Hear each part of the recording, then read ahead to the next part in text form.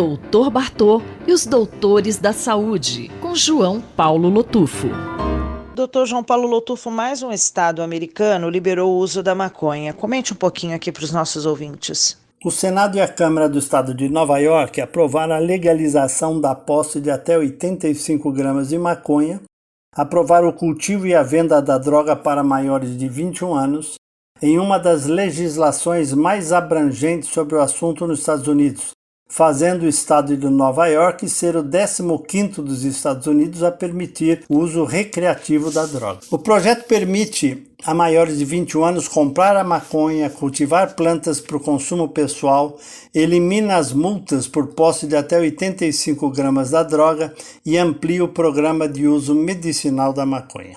A legalização pode render ao Estado cerca de 350 milhões de dólares, ou seja, cerca de 2 bilhões de reais por ano, e criar de 30 a 60 mil empregos, segundo o governo de Nova York. A questão financeira ganhou de novo, como ocorre com álcool, tabaco e agora com a maconha. Ainda deve demorar cerca de um ano para que a maconha seja vendida no Estado. Os deputados ainda precisam escrever a regulamentação da lei.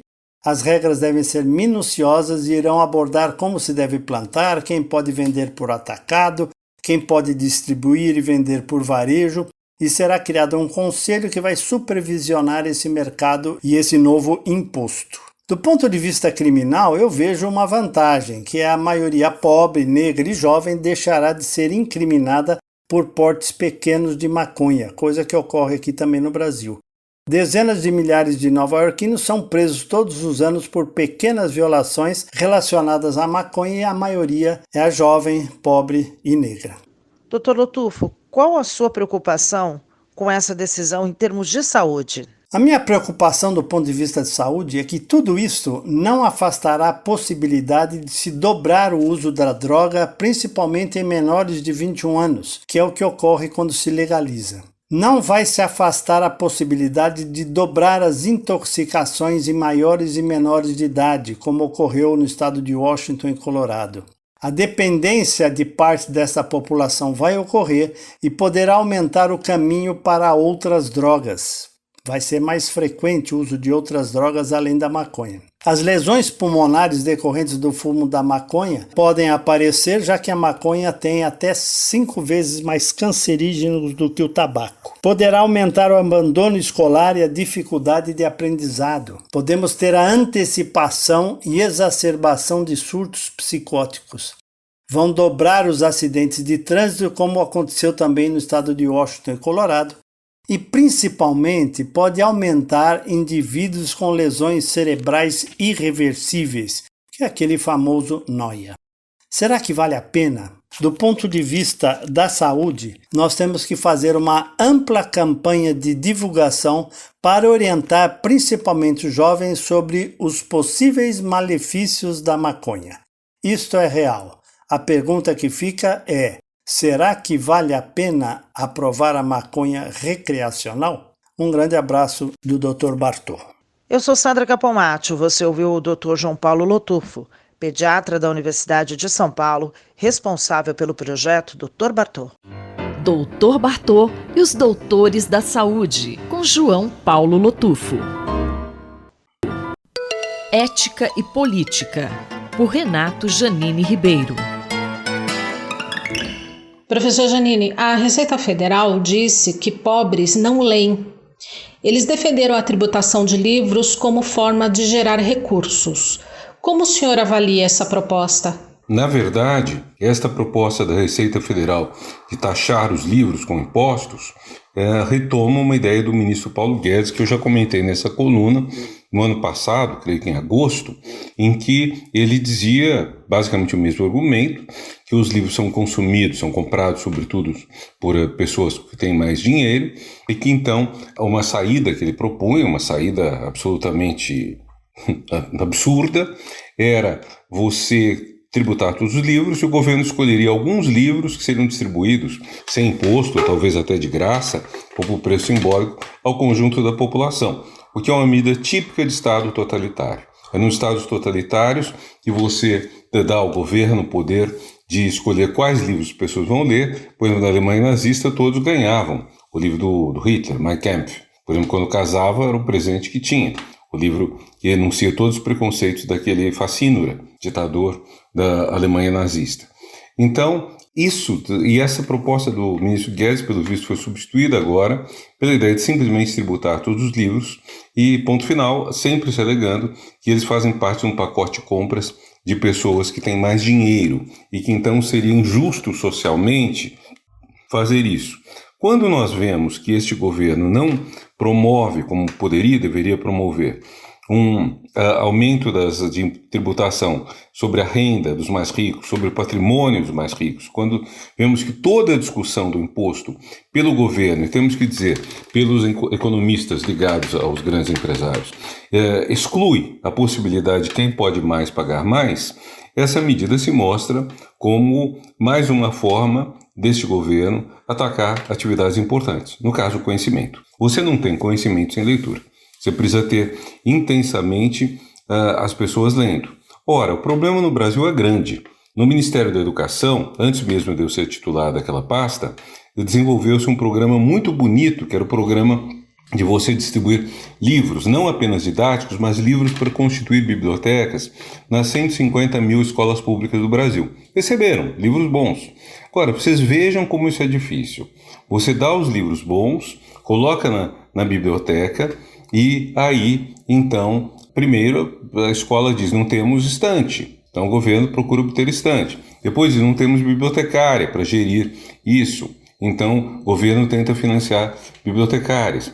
Mas, finalmente, muitos professores não têm o hábito de leitura. Uma pesquisa do Estadão, alguns anos atrás, indicava que o hábito de leitura médio dos professores da rede era menos de 2 livros por ano.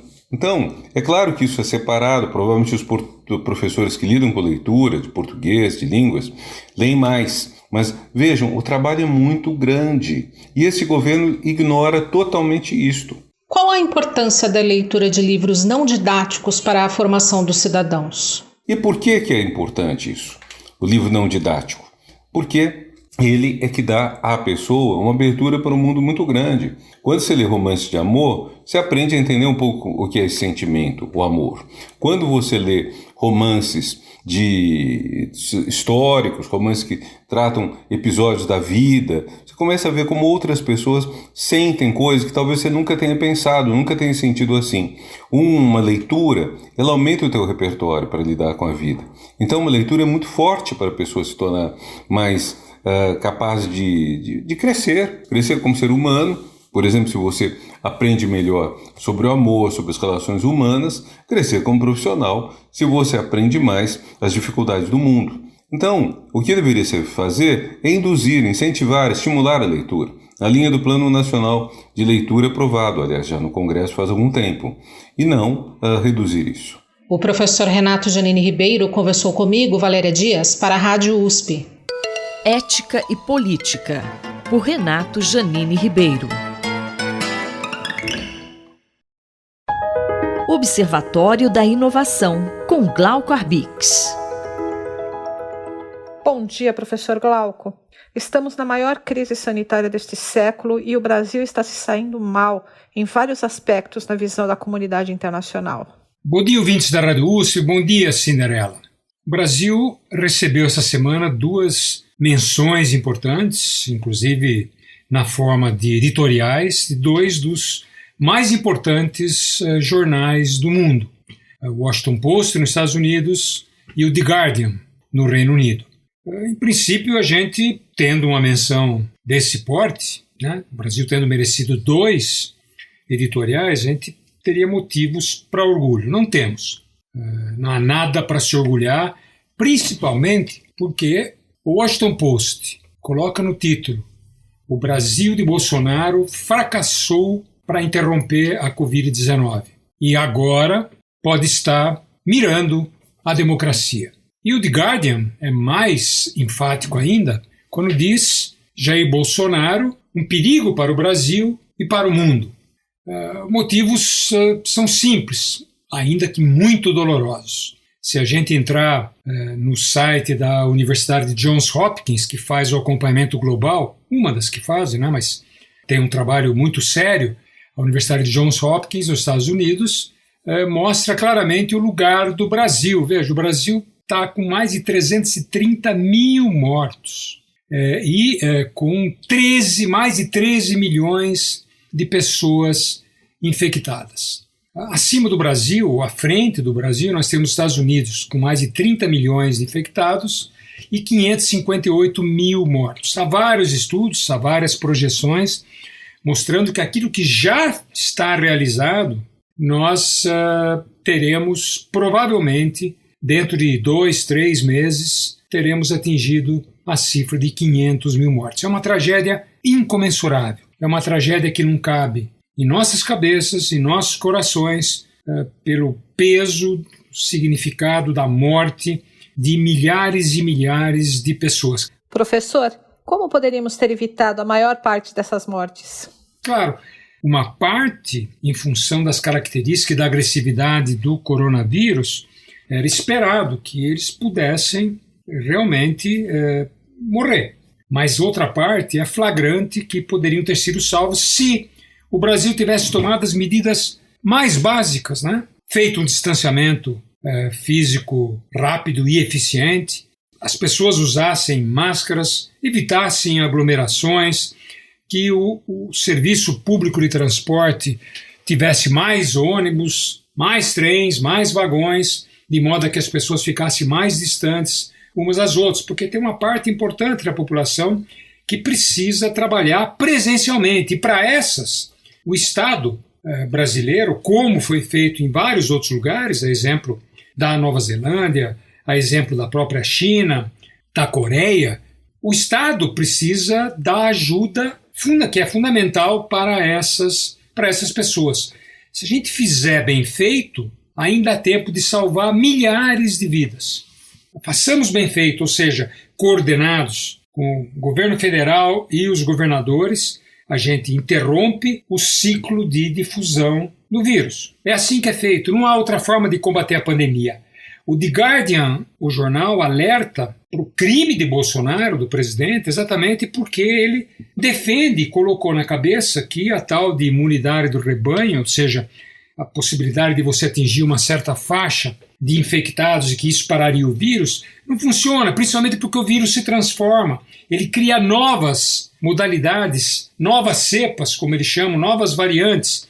Isso é o que está na base dos novos vírus que estão matando pessoas mais jovens, estão atacando outros órgãos do corpo humano, exatamente porque esse vírus é extremamente letal e agressivo. Mais informações sobre inovação estão disponíveis no site Observatório da Inovação do Instituto de Estudos Avançados da USP, oic.unap.usp.br. Eu sou Cinderela Caldeira e conversei com o professor Glauco Arbix para a Rádio USP. Observatório da Inovação, com Glauco Arbix. Um olhar sobre o mundo, com Alberto do Amaral Júnior. Professor Alberto do Amaral Júnior, o que será discutido na reunião de Washington com Joe Biden? Qual é o tema, hein? O Brasil, o governo Biden e a mudança climática. No próximo dia 22 de abril, ocorrerá em Washington uma grande reunião, convocada pelo presidente Biden. Esta reunião deverá ter a presença de vários países, inclusive o Brasil. E o propósito dela é debater medidas para reduzir os impactos provocados pela mudança climática. Mas a reunião de Washington ocorre na esteira do anúncio de um grande programa econômico pelo presidente Biden. Esse programa econômico pretende reformular as bases da economia americana, revitalizar o emprego e, principalmente, enfatiza a mudança climática, ou seja, dá prioridade para medidas como a construção de carros elétricos, energia limpa e a resiliência na infraestrutura. Joe Biden está consciente de que a mudança climática é um dos principais temas dos nossos tempos. E isto fez com que, logo após assumir a presidência, fizesse com que os Estados Unidos retornasse ao Acordo de Paris sobre Mudança Climática celebrado em 2015. Mas, neste ano, ocorrerá outros eventos importantes sobre a mudança do clima. Eu me refiro à cúpula de Glasgow, em que os países poderão apresentar metas mais ambiciosas em termos das metas já apresentadas para reduzir os impactos da mudança climática, e ocorrerá também uma cúpula sobre diversidade biológica. Diversidade biológica significa a manutenção das espécies da flora e da fauna existentes atualmente no mundo. Ou seja, é necessário impedir o desaparecimento de novas espécies da fauna e da flora.